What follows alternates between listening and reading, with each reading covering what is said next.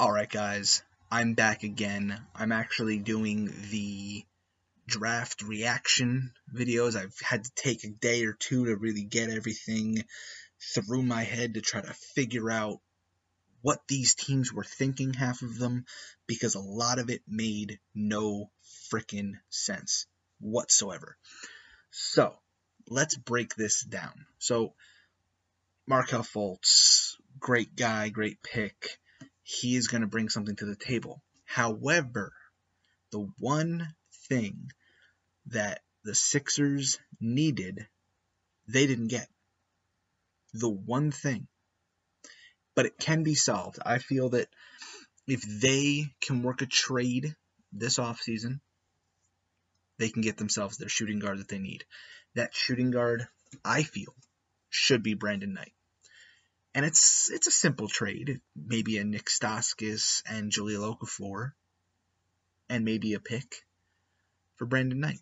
You bring in Brandon Knight, and look at that starting five. You got Markelle Fultz at the 1, you got Brandon Knight at the 2, Ben Simmons, of course, the boy of the Philly kid, at the 3 spot. Dario Saric playing your 4, and Joel Embiid. May he hopefully play a full season next year. He's still your center. That's your starting 5. If they can walk in with Brandon Knight, they are going to do something insane. And that's the point. Now, Lonzo is Lonzo. That was a good pick. I didn't understand the D'Angelo Russell thing. I really was under the impression that, oh yeah, we're going to bring in Lonzo and we're going to have him and D'Angelo kind of compete for the job, and whoever gets it, and then we'll just trade whoever doesn't make the job or whatever. That made more sense to me. Another thing that didn't make sense to me is you had 2 picks at the end of the first round. You took one guy you didn't even need, and then you took Josh Hart, who doesn't even work if you're trying to go a certain way, the way that you're trying to go. Because if you're trying to get Paul George and you're claiming that Brandon Ingram can move down to the 2, which, let's be honest, the kid can't even block a small forward, let alone a power forward, a shooting guard, a point guard, a center. He can't block anything. He couldn't even block a brick wall. That's how bad that kid is. But they are under the impression that he can drop down to the 2. Then why did you draft Josh Hart? If it was me, honestly, I would have taken those 2 picks. I would have called anybody in the top 14, give top 15 maybe. I maybe would have called Minnesota with that 16th pick and said, listen, Julius Randle and the 2 picks I have to get me up into that top 14, top echelon players, I would have said, no matter what, I am going after TJ Leaf. Because let's be honest here. What made Lonzo good? Who made Lonzo good? And who did Lonzo make good? Lonzo made TJ better. TJ made Lonzo better. Why not have your Shaq and Kobe, who have already played with each other, who already know what they can do with each other, who already have that ability? And if you want to add that to your Brandon Ingram and everything, that's fine. But what they could have had, they didn't do. They didn't take him. They messed up. And that is how they should have done it. That is what they should have done. But they didn't do it. Now, the Jason Tatum pick was questionable at best. You're talking about trading Jay Crowder. You drafted Jaylen Brown next year, but yet you still take Jason Tatum. But yet you still want to keep Jay Crowder, even though he's been in every trade talk we've heard. Again, makes not a bit of sense at all. If it was me, I would have probably traded down off the pick. It made better sense to trade off the pick. If anything, they should have just taken Josh Jackson just as precaution, because Josh Jackson, they could have molded because Josh Jackson's not a full player. He's a good player. He just needs to be trained and molded better. And that's where I think Boston could have made better out of him, because they could have given him, you give that kid 2 years, 3 years, and that kid's going to blow up. But he needs 2 to 3 years, which leads to my pick with Phoenix. I do not, for the life of me, understand what Phoenix was thinking. I don't understand what the GM was thinking. I don't understand what anybody in that organization was thinking. Josh Jackson has to be the worst choice for Phoenix. And here's why. Okay. Devin Booker is your guy. Okay. But Devin Booker needs to be surrounded by other shooters. He can't be the only guy out there putting up 40, 50, 60 a night, 70 a night if he has to. He needs extra help. He needs shooters. What's the one thing Josh Jackson's bad at? 3-pointers. The kid can barely do anything. His defense, yes, the kid can defend anything. But he's not good at shooting. He's basically a project. And I don't understand why they would have chose him, because Phoenix doesn't have 3 years to wait for a player like that. They don't have time to wait. But yet they chose him anyway. So I don't know if they're trying to purposely tank, because they're not going to get that many games with the fact that he is not ready. I don't know what they're thinking. I don't know what they're doing. It is what it is. If it's me, I would take I would take Josh Jackson, maybe one or both of the Miami picks. Maybe if Brandon Knight can't go, maybe do this as part of the Brandon Knight to Philly deal in a 3-team trade. Paul George, Devin Booker, bing, bang, boom. What the hell? Why not? You add that to Jahlil Okafor, possibly. You can do some amazing things with that. You can put somebody here at the power forward. You can put somebody at the point guard spot, because let's be honest, Bledsoe's gone too. But they can do, Ulis is probably gone too. He's okay, but is he that starting guy? But that's what I'm saying. If they could do that, if they can talk Indiana into taking Josh Jackson, because Indiana makes more sense for Josh Jackson right now because of the fact that he needs time to grow. He needs time to mold. He needs time to get to where he needs to be before he blows up. Phoenix doesn't have that kind of time, yet they took him anyway. I'm going to move on to the next pick now before I start blowing up on that even more. The De'Aaron Fox thing was, let's be honest, we saw that a mile and a half away. Jonathan Isaac is going to do something good for Orlando. I just think that they need to get rid of Aaron Gordon, because Jonathan Isaac is basically your guy now. Nothing bad about Aaron Gordon. I just think he needs to be on a better team, because the kid can do some amazing things. He's just stuck on a crap team. Jonathan Isaac can do something eventually. They're probably going to tank hard as hell. They'll probably end up last in the league next year. They'll be in the top 3 maybe, if anything. They will probably end up getting DeAndre Ayton. Ayton and Jonathan Isaac would be a solid 1-2 punch that no one would see coming, and that's the point. The Minnesota pick that they traded to Chicago has to be the worst trade I've ever seen in my life. Actually, no, I take that back. The Lakers stealing Paul George for $5 and a slice of pizza. Oh, and Marc Gasol. Has to be the worst. That was the worst trade of all time. Which is basically what they got at. Which is basically what Memphis got out of it. They got a slice of pizza and $5, basically.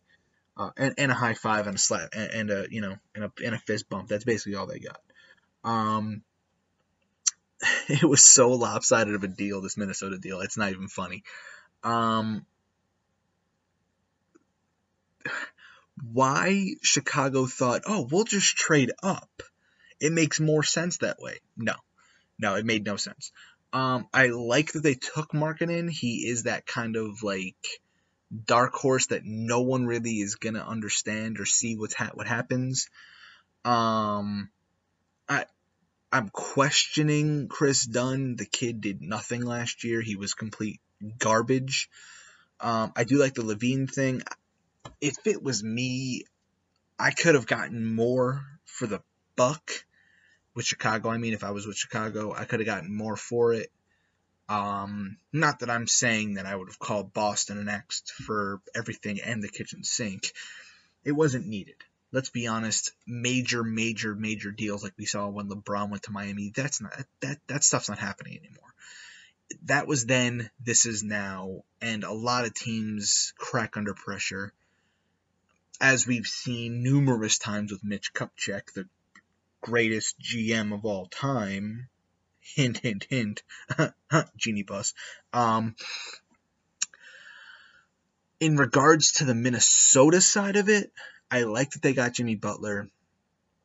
I just don't understand why the hell they took Justin Patton. And here's my thing.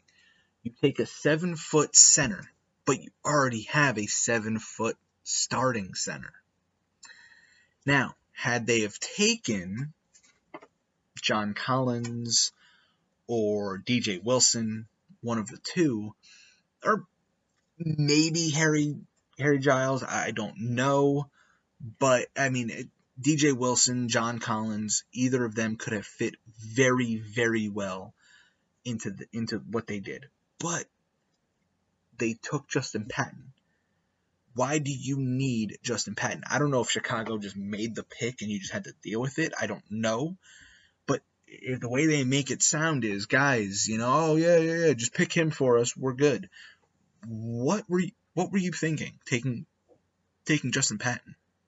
Because he's a 7-foot center, and you have a 7-foot starting center. Is he going to be your sixth man? Is he going to be a insurance policy? Are you trading him? It makes no sense. Now, let's move on to the next pick. Oh my goodness. Frank, please don't make me pronounce this motherfucker's name. Frank Ntilikina, let's just say. I'm going to just bullshit that. I really don't know how the hell to pronounce this motherfucker's name. But Frank, okay? Worst decision staying at 8. They should have honestly traded as far back as possible into the first round. Probably into the early to mid 20s, 2 to 3 picks. They probably should have called Portland before Sacramento got their hands on them. Tried to get the 15th and 20th pick for it. And at the same time, you took the 15th pick, or even traded the 15th pick back again with Brooklyn. Or maybe not Brooklyn. Maybe the Lakers would have taken the pick. Either way, I would have traded off that pick again, gained another 2 picks, and with the 20th pick, I would have taken Terrence Ferguson, no matter what. With what was the other pick? The pick that they got that they gave to LA was the 27th pick. The 27th and 28th pick, I mean, I would have used that after Orlando had already taken Pasechnik with 25. I would have offered, hey, listen, just take my pick. We'll swap whoever you want, blah, blah, blah.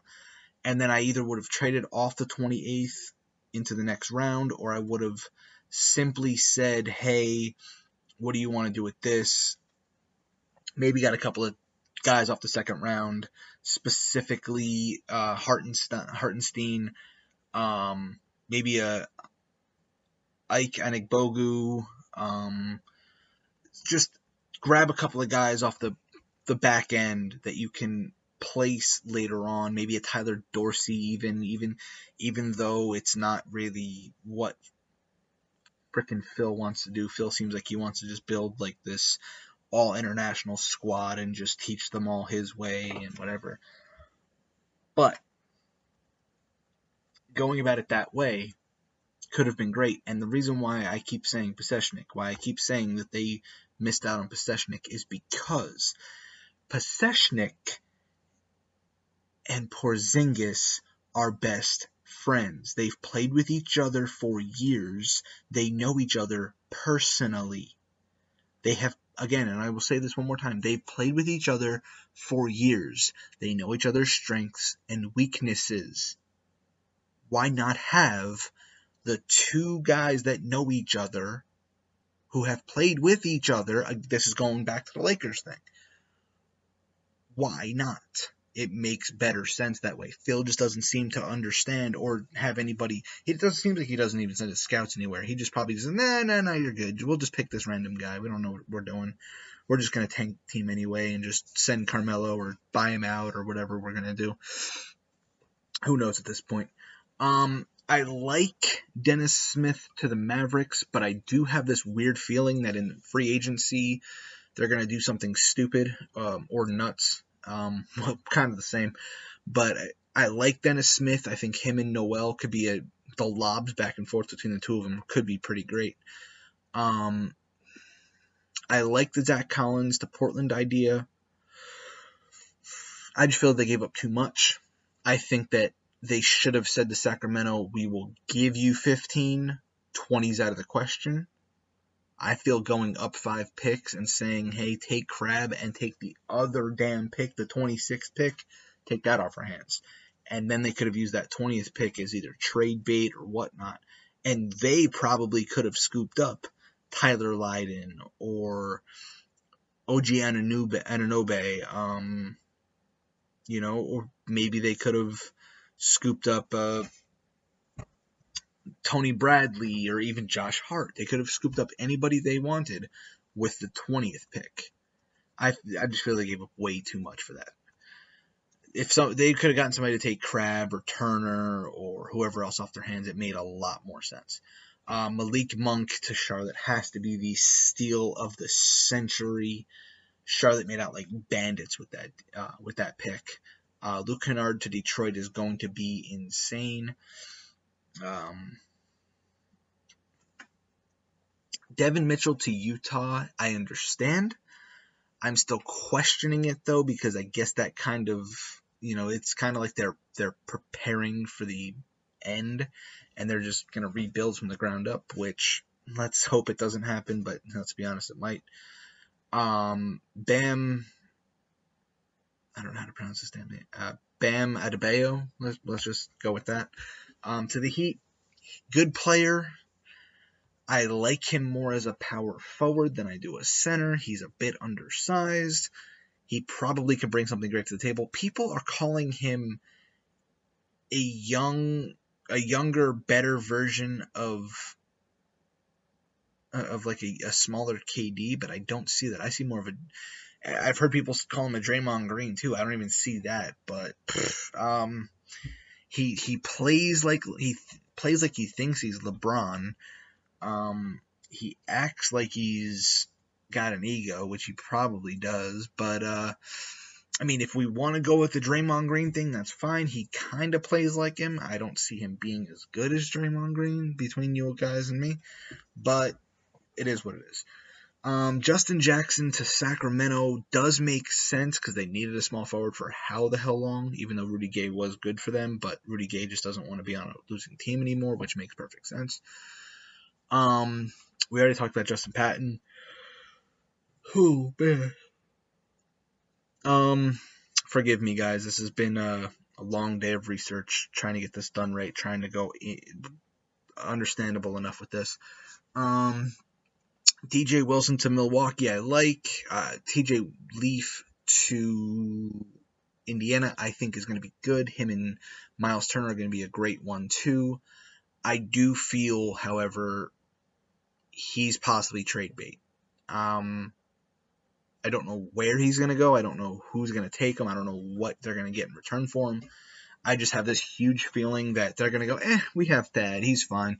But I have this huge feeling he's trade bait. John Collins to Atlanta does make sense, but I'm guessing that already tells that you don't really need Paul Millsap, even though he wasn't going to stay with your crazy asses anyway. Harry Giles is one of those guys that we hope he's good, but he may not be. So it's touch and go. Terrence Ferguson to the Thunder is going to be probably great.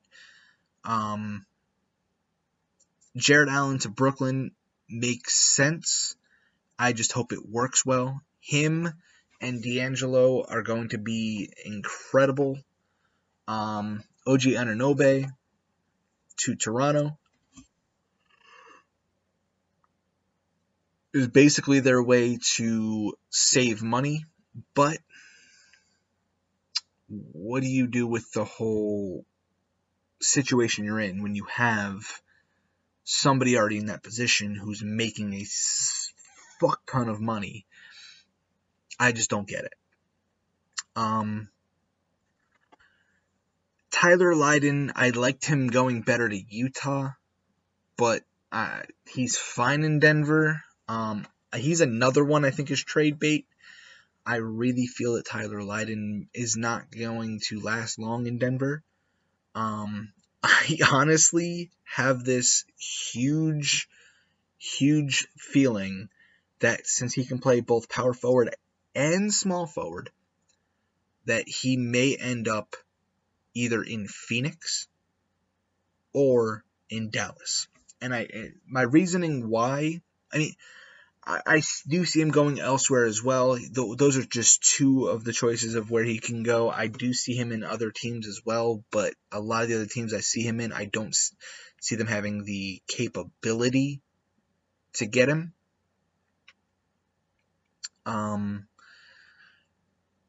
But he's gonna be a great player in this league. I think he's going to be somewhat. He reminds me of he plays like Gordon Hayward. I think he's going to be on Gordon Hayward's level. I don't know if he's going to be better, but I think that he is going to be on Gordon Hayward's level. He's going to be this guy in a couple of years that we're just like, where did he come from? Pasechnik, again, I don't understand. And Philly gave up too damn much for that. Let's be honest. I could have given you $20 for him, and you probably would have been, and Orlando would have probably been like, okay, whatever, just take him. He's probably not going to play right away. They might just call the Knicks and say, what are you going to give us for him? You picked another center when you have a center. You picked another big man when you have how many big men? It makes no sense. Caleb Swanigan to Portland. This team is coming out so well, and it's great that they've got two young guys to play the big man spots in the middle because they're such a fast-paced team. It's so incredible. Everybody doubts me on this, but I have this huge belief that they're going to get Carmelo before Cleveland does, and here's my belief with that. If they offered up Allen Crabbe or Mo Harkless, who the Knicks truly want, and a future pick, and you put Carmelo in the middle, not even in the middle, just you put him on that wing all night. He doesn't even have to run that much back and forth. He could just stand in that corner. You keep him in that corner all night, he'll get you 40 points a night. Okay, and if you're Dame, what would you want more than to have CJ on one side and Melo on the other, and now Swanigan and Zach Collins in the middle? Why not? Take the risk. Spend the $20 million that Melo is worth to have that guy that can get you over the hump to the next level. Makes more sense. Like I said, Melo doesn't. I think his knees can handle fast paced. I think they can. They can. He can. I think he can handle it. I just don't think that he's needed for fast paced movements. I think that if you left him in the corner all night long, on either side, he could just walk back and forth for all I care. But just put him in that corner. He can move around a little bit here and there. Get him in a corner. Dame hands him the ball. Bam, all night long. And that's all they need. That is, they need that. They've needed that for years. And let's be honest here. Turner, Crabbe, and Harkless combined could barely even live up to half of what Melo is. They couldn't even live up to a quarter of what Melo brings you. And if you can just bring Melo and get the three of them off the books, you've got yourself the team that you need. Why not? But back to Swanigan, I love the pick. It's going to be great to see him and Zach Collins tearing dudes down next year. People won't get past them. And Swanigan is that pick and pop kind of guy where he gets that ball, he's slamming either you or he's slamming that basket down. And he's coming at you twice as hard than he did last year because this kid is going to get bigger and bigger in terms of muscle, and he is not going to stop. And Zach Collins is going to come at you twice as hard too. Onto the back-to-back Lakers picks. As I said before, I just don't get it. It was cool that they made a trade that they traded back to get Josh Hart when you could have just freaking grabbed Josh Hart right then and there, which, again, I don't know. I don't understand Kuzma. Again, small forward, power forward, when you believe that Julius Randle, a.k.a. the garbage man, is your guy, but yet you grab Kuzma. And then you have Brandon Ingram, garbage boy, who isn't even doing anything in the league, can barely... My 75-year-old grandmother could take a ball out of Brandon Ingram's hand. That's how bad the kid is. I just don't understand. You pick the guy who plays both the 3 and the 4, but you have a 3 and a 4 established already. It makes no sense. Josh Hart, like I said before, he's most likely not making that team or probably trade bait because you have Jordan Crapson as your 2 guard, which another one they wasted $50 million on and couldn't even live up to his expectations if he tried. But I will say this. I liked the Derek White pick that the Spurs got. I think they got him for a steal. He's going to do amazing things. I do think that they will try to make a trade, or I don't see them going after Chris Paul. It would be nice if San Antonio could go after Eric Bledsoe.